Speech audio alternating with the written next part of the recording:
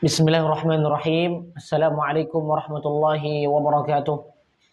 Innal hamdalillah nahmaduhu wa nasta'inuhu wa nastaghfiruh wa na'udzu billahi min shururi anfusina wa min sayyiati a'malina. Man yahdihillahu fala mudilla lahu wa man yudlil fala hadiya lahu. Asyhadu an la ilaha illallah wahdahu la syarika lahu wa asyhadu anna Muhammadan 'abduhu wa rasuluh. Ya ayyuhalladzina amanu taqullaha haqqa tuqatih wa la tamutunna illa wa antum muslimun.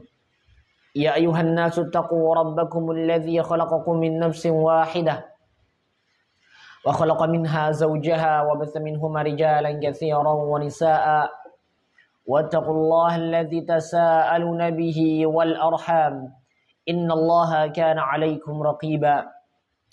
Ya ayyuhalladzina amanu taqullaha wa qulu qawlan sadida يصلح لكم أعمالكم ويغفر لكم ذنوبكم ومن يطع الله ورسوله فقد فاز فوزا عظيما. أما بعد فإن أصدق الحديث كتاب الله وخير الهدي هدي محمد صلى الله عليه وعلى آله وصحبه وسلم وشر الأمور محدثاتها فإن كل محدثة بدعة وكل بدعة ضلالة وكل ضلالة في النار. Ayolah ikhwah, azzani Allah wa iyyakum jami'an. Para muslimah yang semoga senantiasa dirahmati dan diridhai Allah Subhanahu wa taala. Insyaallah pada kesempatan kali ini kita akan melanjutkan kajian kita, yaitu kajian kitab Fiqih Sunnah lin Nisa dikarang oleh Al-Imam Abu Malik Kamal bin Sayyid Salim. Kita sampai kepada amalan yang disunahkan berwudu sebelum melakukannya. Sebelumnya kita telah membahas tentang dua amalan yang wajib. Dua amalan yang wajib bagi seorang hamba tatkala ingin melakukannya harus berwudu terlebih dahulu. Yang pertama adalah tawaf, dan yang kedua menyentuh mushaf. Dan adapun menyentuh mushaf, ana lebih condong kepada pendapat ulama yang menyatakan tidak wajib. Dalam artian boleh kita menyentuh mushaf walaupun kita tidak dalam keadaan suci. Wallahu ta'ala a'la wa a'lam. Kemudian kita sekarang akan membahas tentang amalan-amalan yang disunahkan, ya. Sunnah sebelum yang disunahkan berwudu sebelum melakukannya.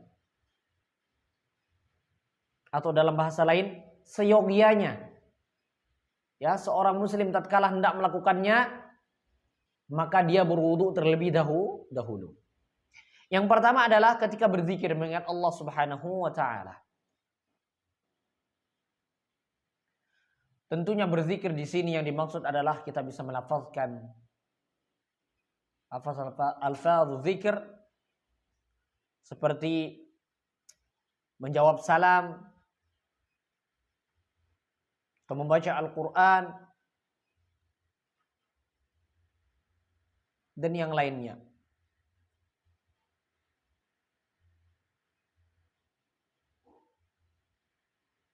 Sunnah yang dilakukan seorang hamba sebelum melakukan berzikir kepada Allah Subhanahu wa taala adalah berwudu.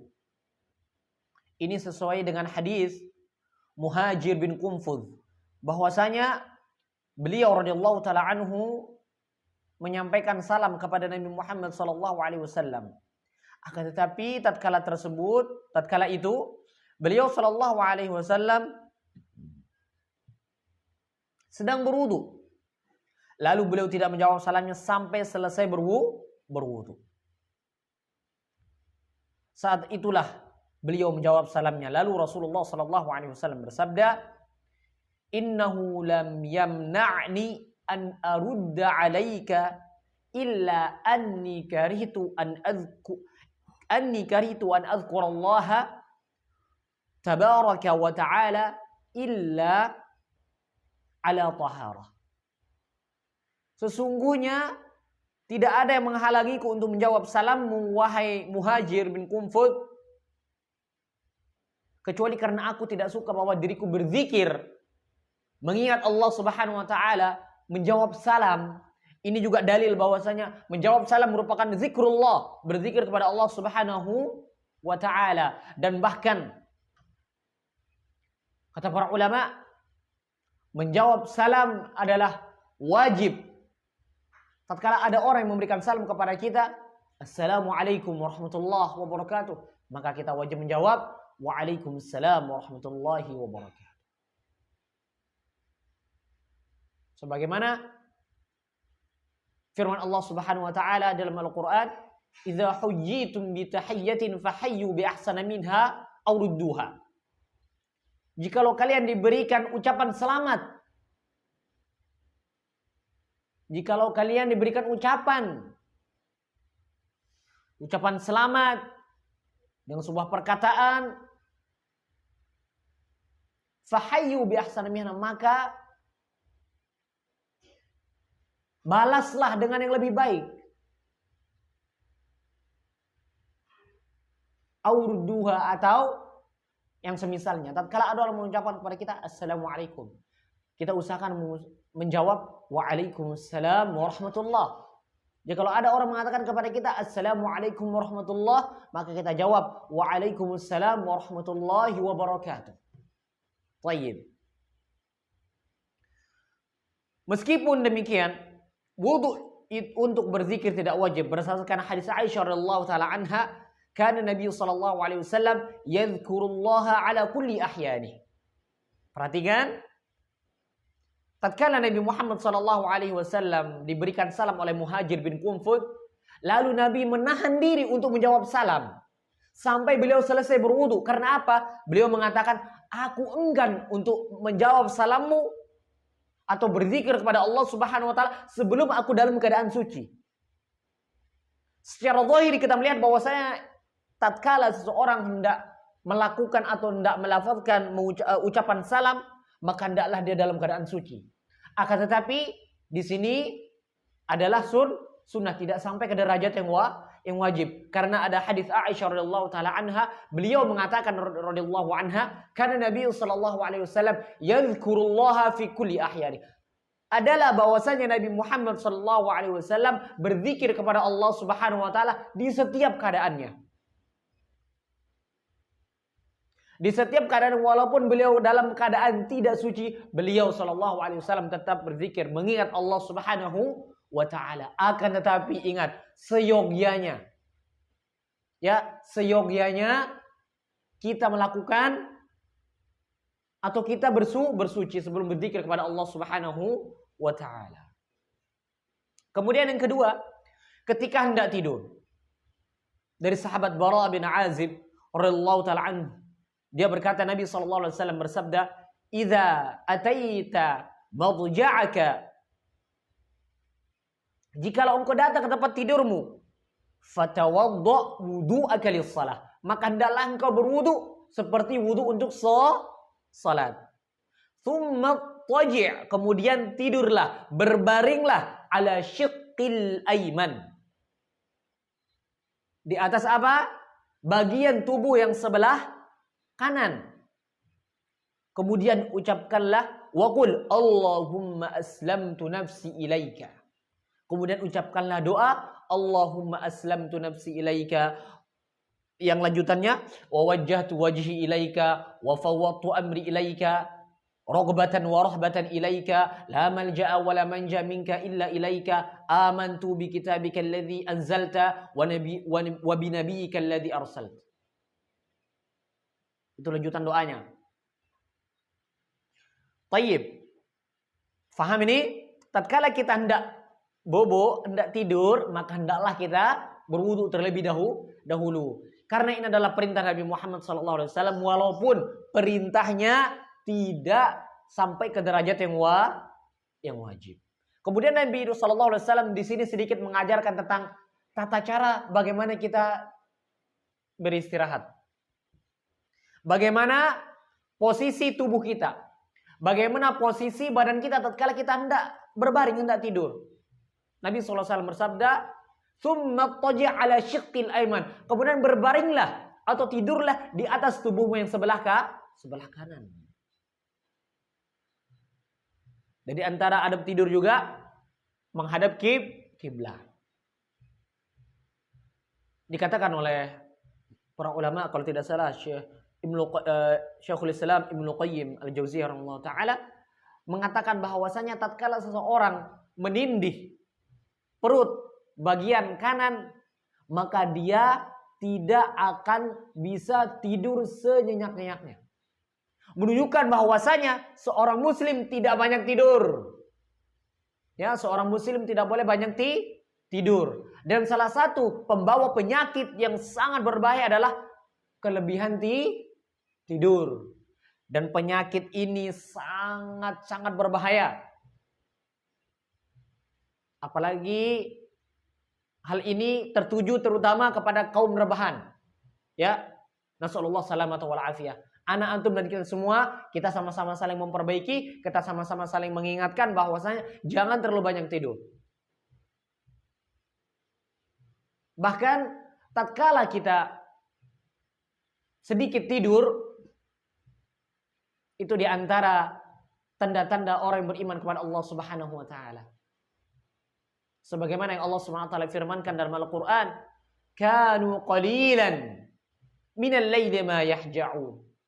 Adalah bahwasanya mereka sedikit untuk beristirahat pada malam hari, itu sedikit. Wabil asharihum yastaghfirun.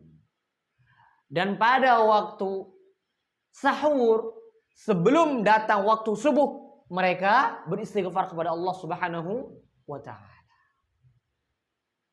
Oleh karena itu, mari kita rubah pola hidup kita lebih semangat, kita lebih banyak beribadah kepada Allah Subhanahu wa taala.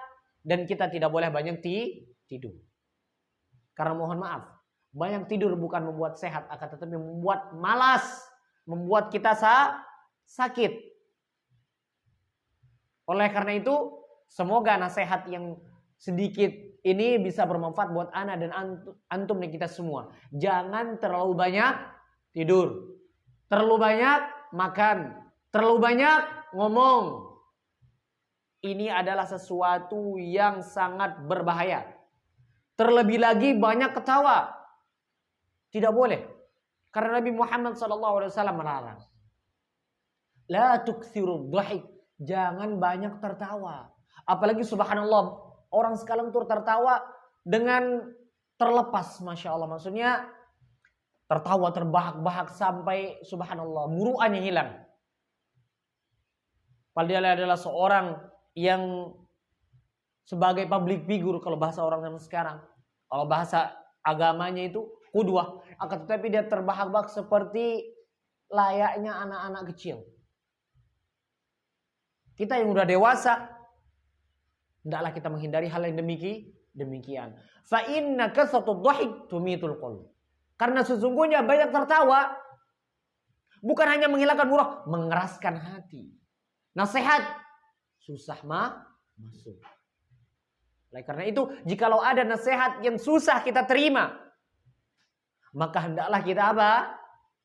Koreksi diri kita, jangan-jangan kita terlalu banyak tawa. Hati kita keras, tidak ingin menerima nasihat. Oleh karena itu, mari kita sama-sama memperbaiki diri.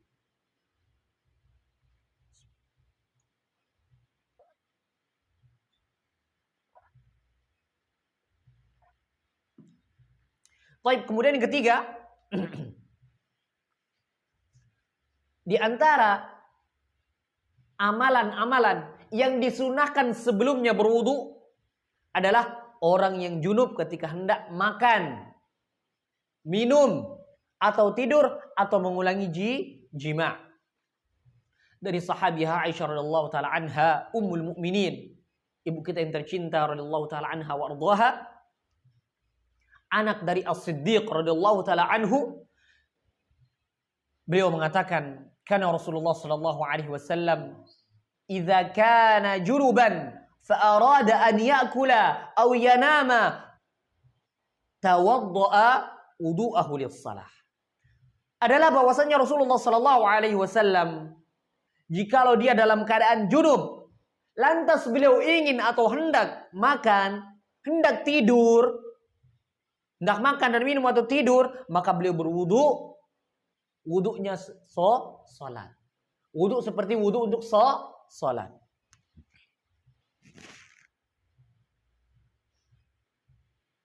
Nah, bagi antum yang sudah berumah tangga ya, terutama ya. Kalau yang belum berumah tangga ya, junub, silahkan antum berwudu. Kalau antum hendak makan ya, atau antum hendak tidur, ahsannya antum berwudu terlebih dahulu. Kemudian adapun tentang tatkala seorang ingin mengulangi jima dengan istrinya, dari sahabat Abu Sa'id radhiyallahu anhu, dari Nabi sallallahu alaihi wasallam, beliau bersabda, "Idza ata ahadukum ahlahu thumma arada an ya'uda falyatawadda." Apabila salah seorang di antara kalian menyetubuhi istrinya, kemudian dia ingin mengulanginya, maka hendaklah dia berwudu.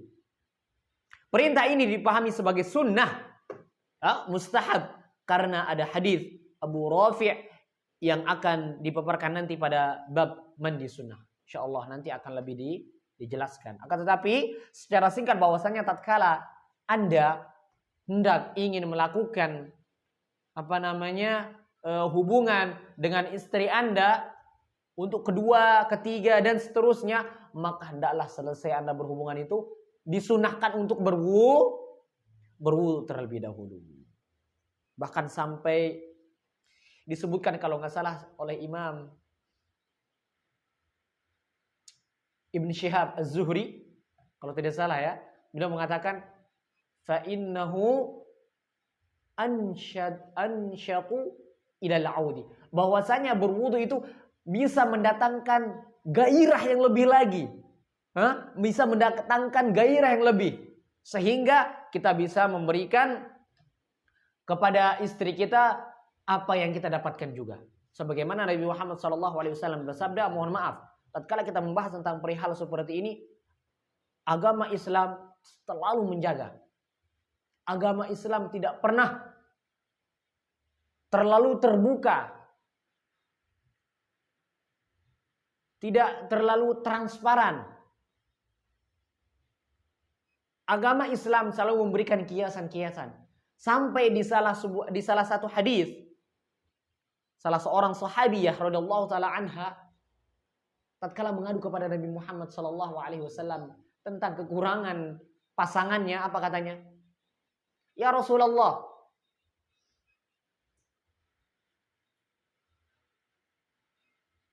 wa innama ma'ahu mithla hudbatis saw. Sesungguhnya sama dia itu, aku berhubungan dengan suamiku ini, wahai Rasul, layaknya potongan kain.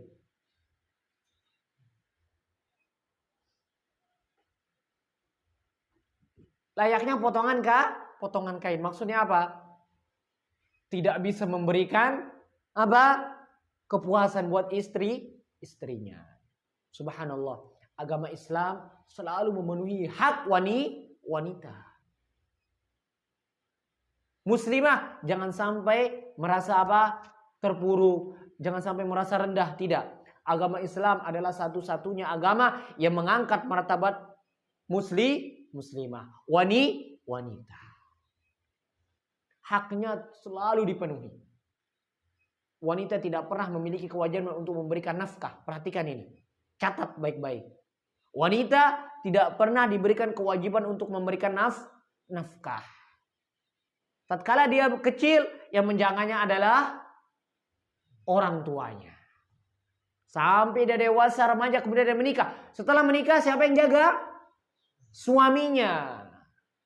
Anggap suaminya meninggal, setelah tua renta, siapa yang jaga? Anaknya. Gimana kalau nggak punya anak? Ada saudaranya. Kalau dia nggak punya saudara, kaum muslimin wajib penjaganya. Faham ini? Agama Islam adalah agama yang paling sempurna. Agama yang tidak memiliki kekurangan sedikit pun. Subhanallah. Baik. Yang keempat, wudu sebelum mandi. Dari Aisyah radhiyallahu taala anha disebutkan bahwasanya Nabi sallallahu alaihi wasallam, karena Rasulullah sallallahu alaihi wasallam idza ightasala minal janabati yabda'u fayaghsilu yadayhi thumma yufrigu bi yaminihi 'ala shimalihi fayaghsilu farjahu thumma yatawadda'u wudu'ahu lis-shalah. Rasulullah sallallahu alaihi wasallam ketika hendak mandi junub, cuci tangan, kemudian ambil air menggunakan tangan kanannya, kemudian dijatuhkan atau dituangkan, ditumpahkan kepada kemaluannya, kemudian dibasuh. Setelah dibasuh, setelahnya Nabi SAW berwudu. Ini menunjukkan bahwasanya sunnah. Akan tetapi insya Allah nanti kita akan lebih membahas tatkala kita membahas tentang mandi junub. Semoga jelas. Kemudian yang kelima, sesudah makan makanan yang dimasak di atas api, maksudnya yang dibakar. Ya. Ini sesuai dengan sabda atau berdasarkan dengan sabda Nabi Muhammad sallallahu alaihi wasallam, tawaddau mimma massatin nar. Mimma massat an-nar. Berwudulah kalian disebabkan oleh makanan yang dimasak dengan api. Yang dipanggang kalau kita sekarang ya. Kalau bahasa kita sekarang yang mudahnya itu sate. Ya. Makan sate. Perintah pada hadis ini adalah perintah yang menunjukkan sunnah. Berdasarkan hadis Amr bin Umayyah Ad-Darimi, dia berkata, "Ra'aitu Rasulullah sallallahu alaihi wasallam yahtazzu min katifi syatin fa'akala minha fadu'iya ila salati faqama fataraha as-sikina fa shalla wa lam yatawadda." Aku melihat Rasulullah sallallahu alaihi wasallam memotong bahu kambing lalu beliau memakannya, kemudian beliau diseru untuk salat, lantas beliau berdiri meletakkan pisau lalu mengimami salat tanpa berwudu. Nah, kebiasaannya orang Arab itu jarang yang dimasak dulu ya. Lebih banyak yang dibakar. Nabi SAW tidak berwudu terlebih dahulu. Melainkan Nabi Muhammad SAW tatkala dipanggil untuk sholat, maka beliau langsung pergi sholat dan mengimami manusia.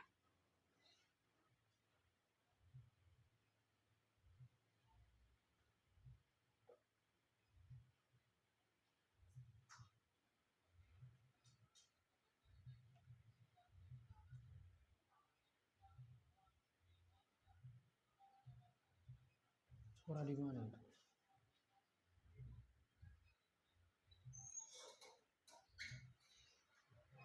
Oh.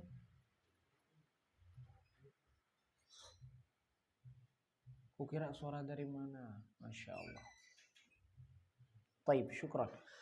Kemudian yang keenam, memperbaharui wudu setiap akan salat. Nah, sunnah ini berwudu atau sunnah ketika hendak sholat itu kita mengulangi wudu walaupun kita dalam keadaan suci, maka disunahkan untuk berwudu. Disebutkan bahwasanya dari hadis Abu Hurairah radhiyallahu anhu, dia berkata, kana Nabi sallallahu alaihi wasallam, adalah bahwasanya Nabi Muhammad sallallahu alaihi wasallam yatawaddau 'inda kulli salatin, berwudu setiap hendak melakukan salat. Falamma kana yaumul fathi tawaddaa wa masa'a ala khufaihi wa shalla salawati biwudu'in.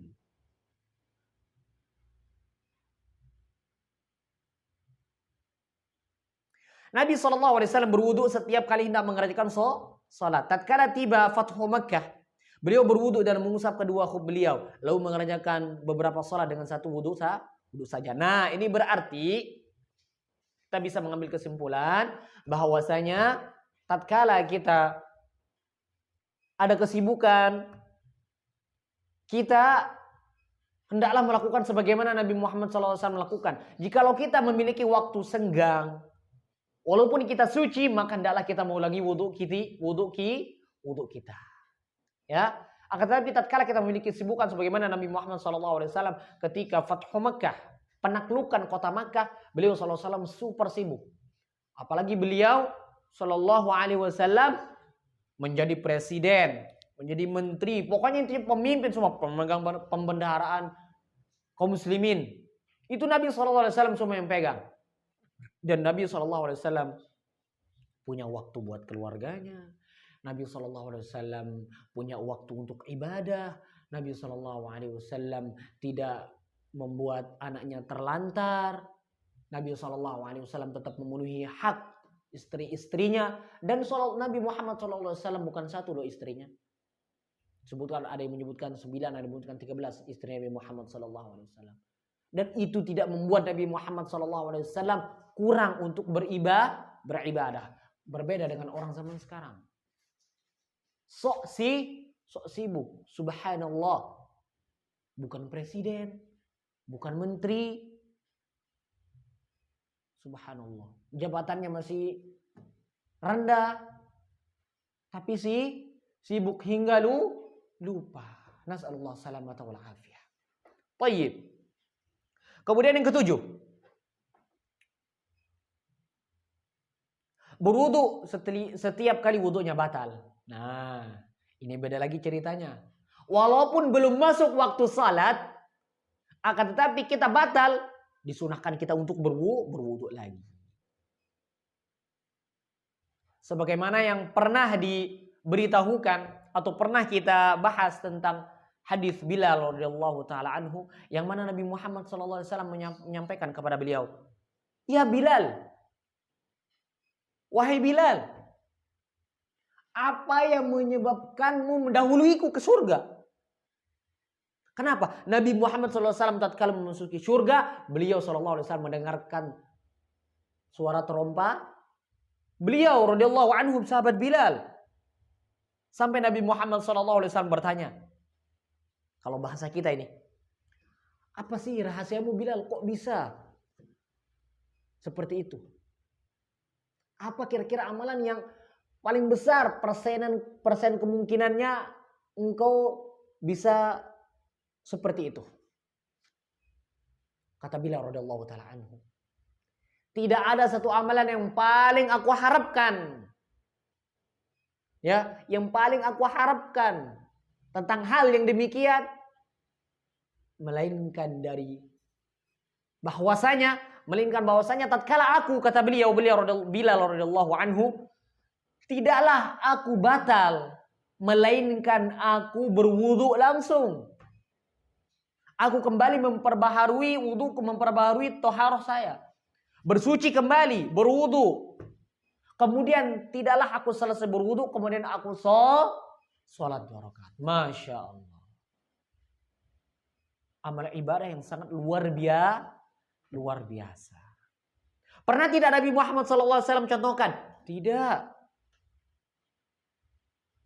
Oh, berarti sahabat Bilal melakukan perkara yang bid'ah. Jawabannya adalah tidak.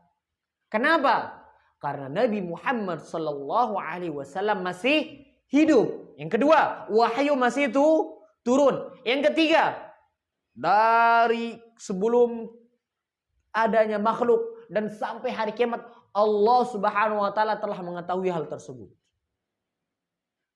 Dan jikalau seandainya itu perbuatan yang mungkar, pasti Nabi Muhammad SAW mengingkari. Nah, inilah yang dinamakan sunnah takririyah. Sunnah yang dibenarkan oleh Nabi Muhammad SAW bukan perkara yang baru. Jikalau ada orang sekarang yang melakukan sebuah amal ibadah yang baru, Yang menurut dia ini bagus tapi tidak pernah dicontohkan oleh Nabi, tidak pernah diikrarkan oleh Nabi. Mungkin betul nama Anda Bilal, tapi Bilal akhir zaman. Kalau Bilal sahabat radhiyallahu anhu telah dijamin masuk surga. Dan tatkala Anda mendapatkan siksaan seperti Bilal, belum tentu Anda kuat. Jadi kalau Anda mengingat atau Anda mengetahui bagaimana sahabat Bilal radhiyallahu anhu, dia adalah seorang budak yang hitam. Kalau dari segi dunia udah budak hitam, siapa yang menganggapnya wow, atau siapa yang menganggapnya ini? Lah. Akan tetapi tatkala dia mentauhidkan Allah Subhanahu wa taala, Allah yang menjamin dia masuk surga. Surga bukan buat orang yang putih. Surga bukan buat orang yang ganteng doang, bukan. Surga bagi orang-orang yang soleh sebagaimana firman Allah Subhanahu wa taala dalam hadits qudsi. A'adatu li ibadiyas salihin. Aku janjikan kepada hamba-hambaku yang soleh. Mau dia ganteng, mau dia jelek, menurut kalian. Padahal Allah Subhanahu wa taala telah berfirman, "Laqad khalaqnal insana fi ahsani taqwim." Sungguh kita telah menciptakan manusia, kata Allah Subhanahu wa taala, dengan sebaik-baik rupa. Postur tubuh yang paling ideal itu dimiliki oleh manusia. Antum bayangin, hidung antum besar. Kira-kira bagus tidak? Tidak. Atau jangan jauh-jauh, hilangkan alis antum. Pasti lucu. Tapi inilah Allah Subhanahu wa taala. Makanya Allah ingatkan juga dalam surat Al-Infitar kalau tidak salah. Ya ayyuhal insan, ma gharraka bi rabbikal karim. Wahai manusia, apa yang menyebabkan kalian tertipu terhadap Allah Subhanahu wa taala yang maha mulia? Atau teman-teman maha pengasih lagi maha penyayang, maha segala-galanya. Apa yang membuat kita tertipu? Alladzi khalaqaka fasawwaka fa'adalak. Yang telah menciptakanmu dan menyempurnakan penciptaanmu. Subhanallah. Jikalau kita kembali kepada diri kita, membahas tentang kenikmatan yang Allah Subhanahu wa taala berikan kepada diri kita, tidak akan ada habis-habisnya. Makanya di dalam Al-Quran sekian banyak ayat yang mengingatkan bahwasanya Allah memerintahkan kepada kita, di dalam diri kita ini ada tanda-tanda kebesaran Allah Subhanahu wa taala. Wa fi anfusikum afala tubsirun. Tengok pada diri kalian. Kalian tidak pernah melihat. Subhanallah. Jika bukan karena rahmat Allah Subhanahu wa taala, maka kita akan menjadi orang-orang yang merugi. Subhanallah. Sahabat Bilal radhiyallahu taala anhu. Oleh karena itu, tatkala kita hendak melakukan sebuah ibadah, maka hendaklah kita kembali kepada tuntunan Nabi Muhammad SAW. Ya, contoh Nabi Muhammad SAW, sunnah Nabi Muhammad SAW, tuntunan. Subhanallah. Baik, kemudian yang ketujuh. Atau yang kedelapan, yang ketujuh yang kita setelah bahas tadi. Kemudian yang kedelapan, berwudu karena muntah. Ini berdasarkan hadis Ma'bad bin Abi Talhah dari Abu Darda bahwasanya Rasulullah SAW pernah muntah. Lalu beliau membatalkan puasanya, lalu beliau berwudu. Kemudian aku bertemu Thauban di Masjid Damaskus, lalu kuceritakan hadis ini kepadanya. Dia menjawab, dia benar. Aku menuangkan untuk beliau air wudu beliau. Lihat. Di sini juga kita bisa melihat bahwasanya seorang manusia, apalagi pada zaman sekarang, tatkala mendapatkan khabar, tatkala mendapatkan kabar, tidak langsung ditelan mentah. Tanya dulu, apakah betul demikian? Dari mana datangnya? Sehingga kita bisa mengamalkan, mengambil kesimpulan, mengambil tindakan. Kalau orang zaman sekarang banyak yang terburu-buru. A langsung A. Subhanallah. Tayyib. Tatkala ada seorang di antara kita yang muntah, maka disunahkan untuk berwudu karena Nabi Muhammad SAW melakukan hal demikian. Baik, kemudian kita lanjutkan. Ada beberapa catatan yang perlu diketahui oleh orang yang berwudu. Tatkala kita berwudu, kita harus mengetahui beberapa hal, ya. Yang pertama, tidak mengapa berbicara pada waktu berwudu karena itu mubah. Tidak ada dalil yang menunjukkan larangan berbicara ketika berwudu. Ya. Ini ada yang sering bertanya kepada ana pribadi, Afwan, bagaimana hukumnya kita berbicara ketika berwudu? Hukumnya boleh, tidak mengapa. Tidak membatalkan wudu.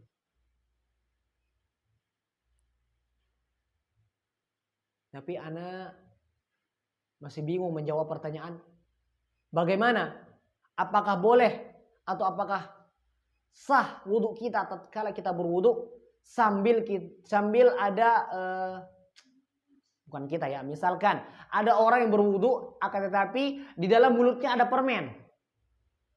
Ya, di dalam mulutnya ada permen dan sambil berwudu dan sambil makan. Nah, bagaimana hukumnya? Ya, ana belum bisa menjawab. Wallahu taala ala wa alam. Kemudian yang kedua, tidak ada doa atau zikir pada waktu berwudu. Nah, yang ada adalah zikir sesudah berwudu sebagaimana yang sudah dijelaskan. Tidak ada dalil yang menunjukkan bahwasanya ada doa zikir ketika berwudu. Maksudnya ketika berwudu adalah di dalam proses kita berwudu tersebut ada doanya. Basuh tangan ada doanya. Nah, ini ada doanya. Basuh kaki ada doanya lah. Karena tidak ada dalil yang datang dari Nabi Muhammad SAW yang sampai kepada kita. Ya, adapun jikalau ada yang datang demikian atau ada orang yang mengatakan demikian, maka silahkan diperiksa kembali, di cross check. Dan itu bisa dipastikan bahwasanya itu adalah tidak berasal dari Nabi Muhammad SAW. Kemudian selanjutnya, tidak sah wudu apabila kuku dalam keadaan dicat. Karena cat itu menghalangi sampainya air ke permukaan kuku. Adapun pewarna seperti inai atau sejenisnya, maka itu tidak mempengaruhi sampainya air. Akan tetapi, yang lebih utama adalah menghilangkannya sebelum berwudu dan sebelum mengadakan salat. Berdasarkan riwayat Ibnu Abi Syaibah dengan sanad yang sahih dari Ibnu Abbas, dia berkata, para wanita kita biasa mewarnai kukunya dengan pewarna yang bagus. Mereka mewarnainya sesudah Isya, tetapi kemudian menghilangkannya sebelum salat subuh. Al-Imam Al-Baihaqi meriwayatkan dengan sanad yang sahih dari Ibrahim An-Nakhai tentang perempuan yang mewarnai kedua tangannya tanpa berwudu sebelumnya. Lalu waktu salat Isya tiba, dia berkata, dia harus menghilangkan warna dari kedua tangannya apabila dia hendak mengadakan salat. Nih, paham ini buat perempuan. Tidak sah wudu kalau kukunya masih dicat. Ya. Segala sesuatu yang bisa menghalangi sampainya air wudu ke permukaan kulit, maka itu tidak bisa membuat wudu kita sah. Ya? Faham ini? Thayyib.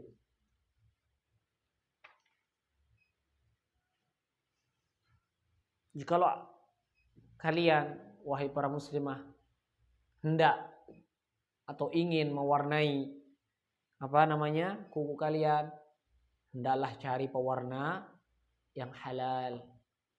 Jangan dari bahan-bahan yang najis.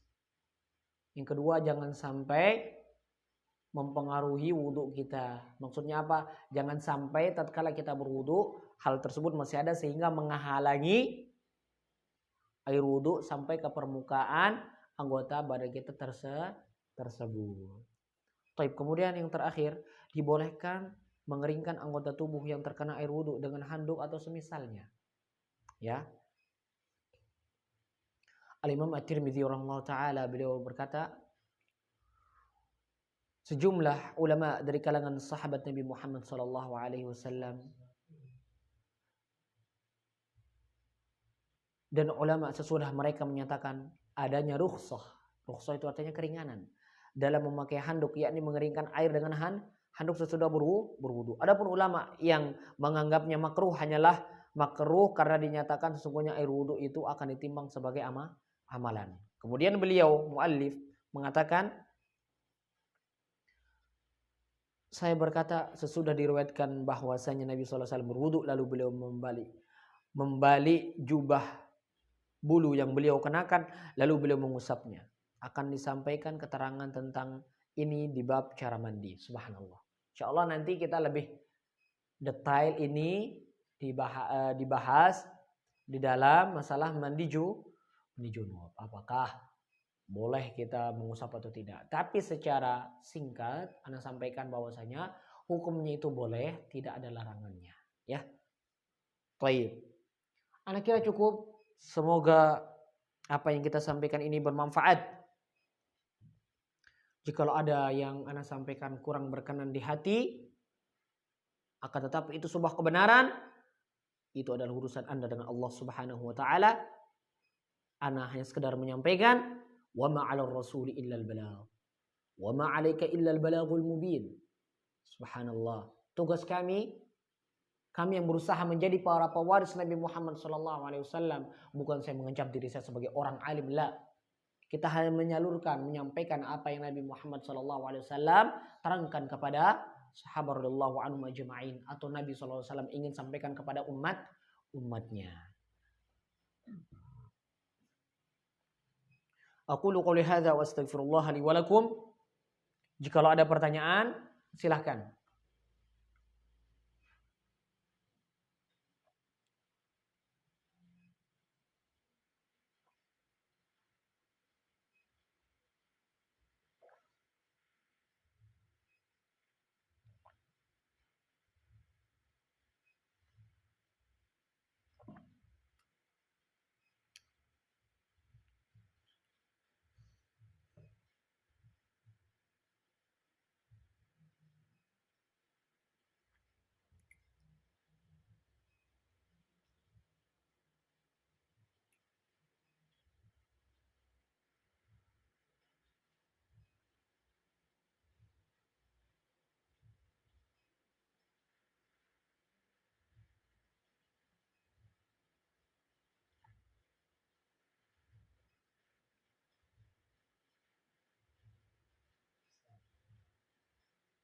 Misalnya sudah terbentuk lalu kita sholat, tapi di saat sholat itu kita baru ingat bahwa ada seperti saluras koyo yang tertanda itu sholatnya sah atau bagaimana?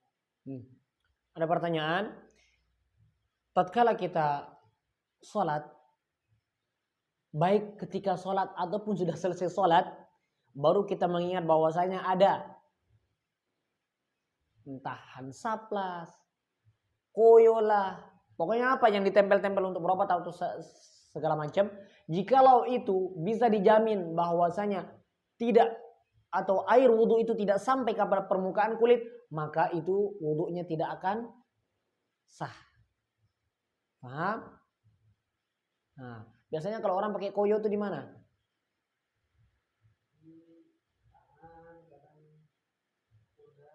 Oh, berarti yang bermasalah itu di tangan, ya Bu. Kalau dia dipakai misalkan di pundak, di pundak tidak ada kaitannya dengan anggota wudhu. Akan tetapi jikalau seandainya koyo tersebut betul memang, atau bukan koyo doang, maksudnya ada pembalut, ya, atau perban segala macamnya, jikalau tidak bisa menyampaikan air ke dalam atau ke permukaan kulit, maka hukumnya tidak sah, kecuali darurat, menggunakan perban karena ada luka dan segala macamnya, ya, itu baru dibolehkan, ya, jikalau ada darurat. Misalkan ada seorang yang luka di tangannya, subhanallah, luka di tangannya itu dia membengkak, rusak mungkin tangannya di sini, nasallallahu salamata wal afiyah, kemudian dia gunakan kain berlapis-lapis sehingga air dipastikan tidak masuk, Maka apakah ini membatalkan atau tidak, membuat wudunya tidak sah? Jawabannya adalah wudunya tetap sah. Dia sekedar mengusapnya saja di sini. Yang lainnya tetap dia basuh. Ini rukhsah dari Allah Subhanahu wa taala. Insyaallah nanti berkaitan tentang menggunakan perban apa segala macam, insyaallah nanti akan ada datang pembahasannya. Wallahu taala.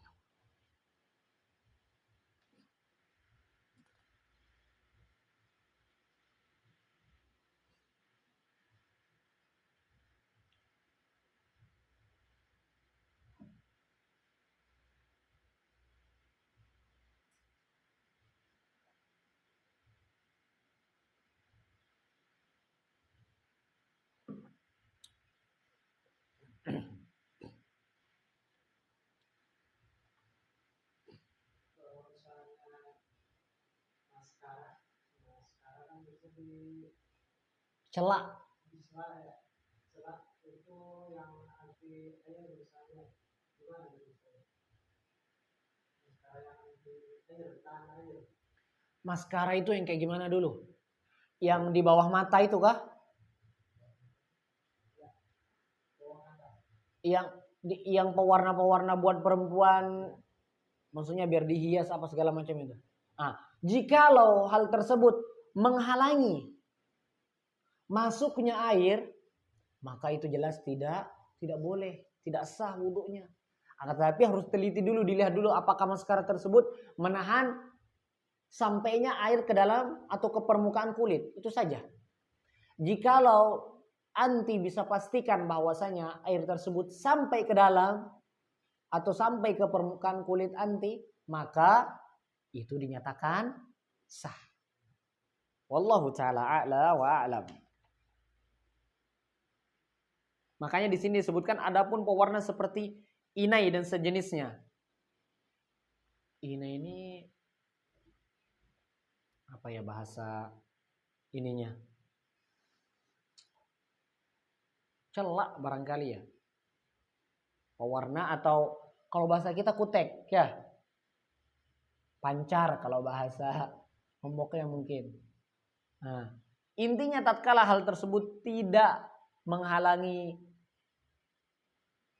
air wudu untuk sampai kepada permukaan kulit kita atau membasahi kulit kita, maka itu tidak mengapa. Akan tetapi ingat, bahannya harus kita tahu, harus bahan yang halal. Jangan sampai dari bahan yang najis. Subhanallah. Karena orang sekarang banyak yang aneh para jamaah. Ingin mengeluarkan sesuatu penemuan-penemuan yang aneh. Biar viral. Subhanallah. Bahkan pernah disebutkan, mohon maaf, ada orang yang ingin membuat minyak wangi dari darah haid atau dari darah dan mani. Ini tentunya ini orang non muslim menunjukkan bahwasanya manusia semakin akhir zaman akan semakin aneh. Mencari sesuatu yang tidak jelas. Ya. Padahal ahsannya, lebih bagusnya dan kewajibannya adalah menuntut ilmu tentang kewajiban. Oleh karena itu kita jangan sibuk mencari sesuatu yang unik, jangan.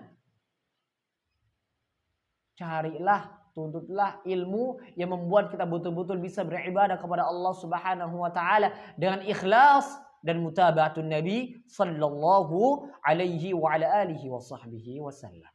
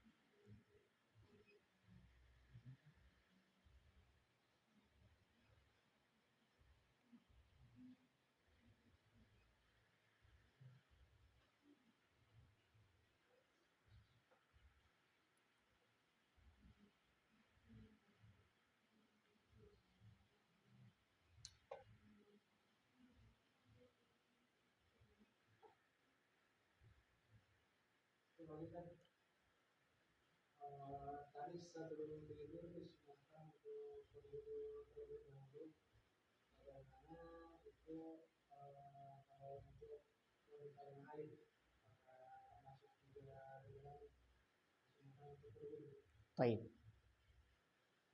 Pertanyaan yang Masya Allah ya. Bagaimana hukum wanita yang haid berwudu? Itu pertanyaannya sebenarnya. Tetapi beliau bertanya, apakah termasuk wanita yang haid, apakah di dalam sunnah berwudu sebelum tidur itu wanita yang haid?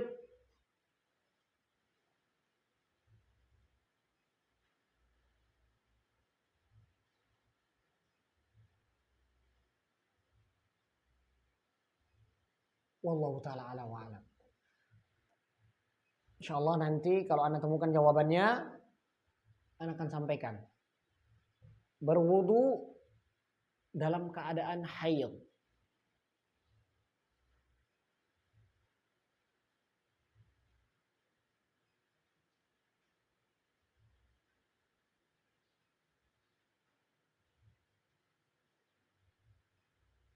Wallahu ta'ala ala wa alam. Anda tidak bisa menjawab.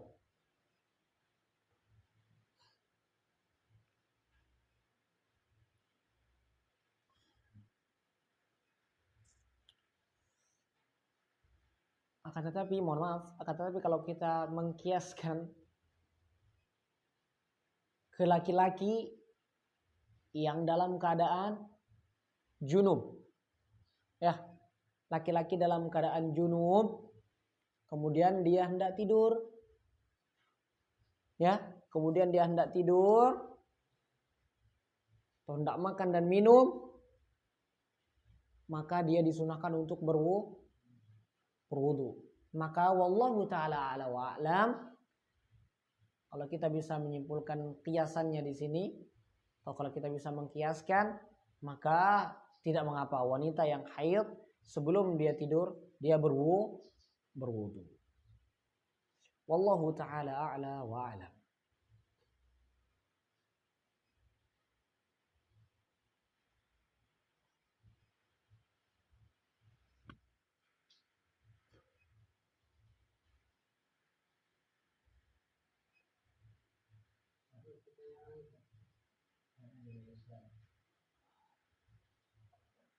Ada yang bertanya, apabila kita mempunyai wudu kemudian makan makanan yang dibakar, apakah disunahkan untuk memperbarui wudunya ketika mau sholat? Baik. Apabila kita mempunyai wudu, kemudian kita makan makanan yang dibakar, apakah disunahkan untuk memperbaharui wudu ketika mau sholat? Jawabannya adalah iya. Walaupun Anda tidak memakan makanan yang dibakar, tapi jikalau masuk waktu sholat, maka hendaklah Anda berwudu. Tapi ini dalam kategori sunnah. Ya. Apalagi Anda telah memakan makanan yang disentuh oleh api, maka hendaklah berwudu.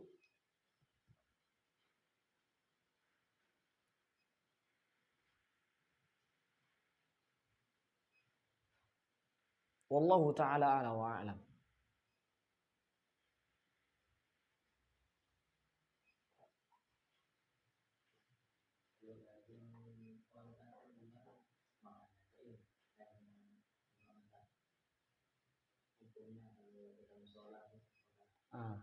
Ada yang bertanya, bagaimana hukumnya kita memakan daging onta halal? Nah, apakah memakan daging onta itu mewajibkan kita berwudu jikalau kita hendak melakukan sholat? Jawabannya adalah iya. Ya. Nabi Muhammad SAW bersabda, "Tawadda'u min luhumil ibil, wa la tatawadda'u min luhumil ghanam." Berwudulah dari daging onta. Maksudnya tatkala kalian memakan daging, disebutkan ilahnya bahwasanya daging onta terbuat dari syaitan. Wallahu taala alam. Seingatan.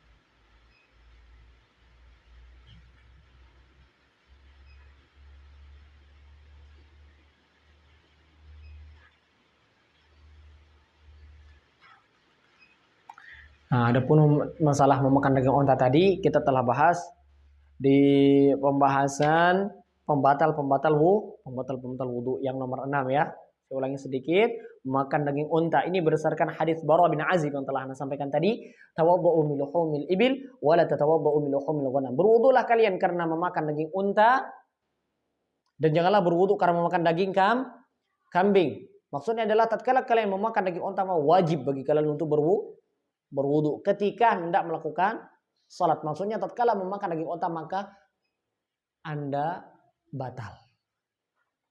Maksudnya wudunya ya.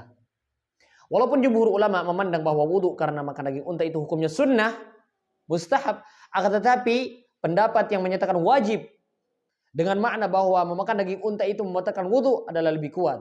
Oleh karena itu Al-Imam An-Nawawi rahimahullahu taala mazhab ini lebih kuat. Lebih kuat dalilnya walaupun jumhur ulama berada pada pendapat yang menyelisihinya. Walaupun jumhur mengatakan bahwasanya memakan daging onta tatkala kita ingin melakukan sholat sunnah kita berwudu terlebih dahulu, akan tetapi yang kuat kata Al-Imam An-Nawawi rahimahullahu taala adalah wajib. Dan ana pribadi condong ke pendapat ulama atau condong ke pendapat Imam An-Nawawi rahimahullahu taala.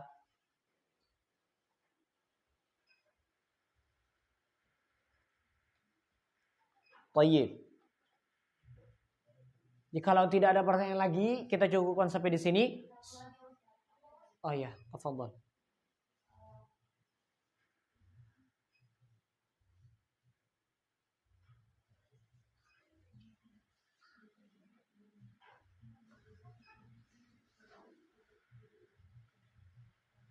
أغلق الباب أغلق الباب لكي لا يزعج. أغلق فرح.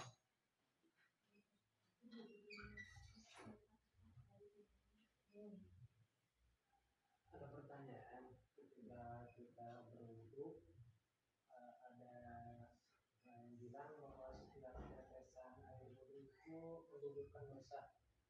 Bagaimana kalau kita mengusapnya? Kalau dianjurkan untuk tidak mengusapnya atau dibiarkan menetes tetesannya? Mengenai tentang berwudu, tatkala kita berwudu itu ada hadis memang yang menunjukkan bahwasanya tatkala kita berwudu, air yang jatuh dari tangan kita itu adalah penggugur dosa. Bagaimana kita mengusapnya? Nah, wallahu taala ala wa alam, jikalau kita mengusap air wudu tersebut secara zahir hadis, jikalau kita mengusap, ana tanya sama antum, tatkala kita mengusap air tersebut, air itu jatuh atau bagaimana? Nah, itu berarti usapnya pakai handuk. Berbeda mengusap dengan tangan. Jikalau kita mengusapnya dengan handuk, wallahu taala a'la wa a'lam, secara zahir hadisnya kita bisa melihat